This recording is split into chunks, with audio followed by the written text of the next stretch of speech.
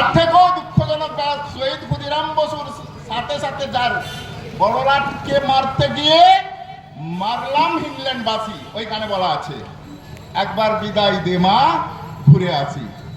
কিন্তু সেই বড়লাট অন্য আরেক বড়লাটকে আন্দামানে মেরেছিল শের আলী, যাকে কিন্তু যাবজ্জীবন দেওয়া হয়েছিল। সেই শের আলীর কথা কিন্তু কখনো আমরা উচ্চারিত হতে দেখি। সেই ক্ষুদিরাম বসুর একটা কথা ছিল, একটা ভয়ঙ্কর, একটা দারুণ উক্তি, দুর্দান্ত উক্তি। আজও যদি পড়ি গায়ে শিহরণ জাগে, মনে রক্ত টকটক করে ফুটতে থাকে। তিনি বলেছিলেন, লড়ো, যদি না লড়তে পারো বলো, আর যদি না বলতে পারো লেখো, আর যদি না লিখতে পারো তাহলে তোমরা যারা আন্দোলন করছে তাদেরকে তাদের মনোবল বাড়াও, আর তাও যদি না পারো তাদের মনোবলকে কমিও না, কারণ তারা তোমাদের জন্য লড়ছে। বর্তমান পরিস্থিতিতে এটাই। এই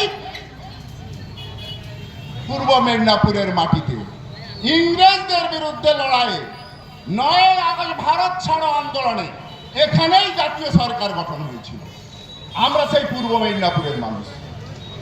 দুঃখজনক হলো, গভীর উদ্বেগের বিষয় যে সেই পূর্ব মেদিনীপুরের মানুষ কাদের সমর্থন করেছে না, জাতির জনক, জাতির পিতা মহাত্মা গান্ধীর হত্যাকারী নাদুকার আতরাম গডসে, ইংরেজের 5টা সাভারকারের দল বিজেপি, তাকে জিতিয়ে নিয়ে এসছে।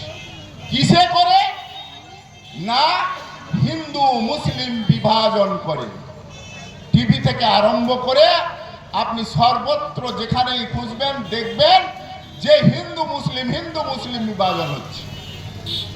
যেন ভারতবর্ষে মুসলমানদের কোনো অবদান নেই, এই স্বাধীনতা আন্দোলনে মুসলমানদের অবদান নেই।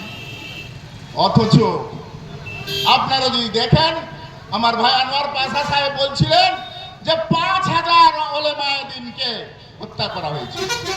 আসলে 5000 না, শহীদে বালাকোটে তো হয়েছিল, তার থেকেও বেশি হত্যা করা হয়েছিল 1857 সিপাহী বিদ্রোহে।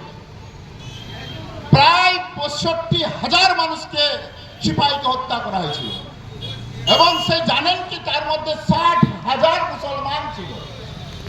তারা যদি 60,000 শুধু মুসলমানের নাম দিল্লির গেটের পাশে শহীদ স্তম্ভে লিখিত থাকতে পারে, তাহলে কত মুসলমানকে হত্যা করা হয়েছিল আপনারা ভেবে নেন। ভাবুন, রক্ত দিয়েছে আমাদের পূর্বপুরুষ, আর সেই রক্ত দিয়ে আনা স্বাধীনতাকে এভাবে নষ্ট করতে দেওয়া যায় না।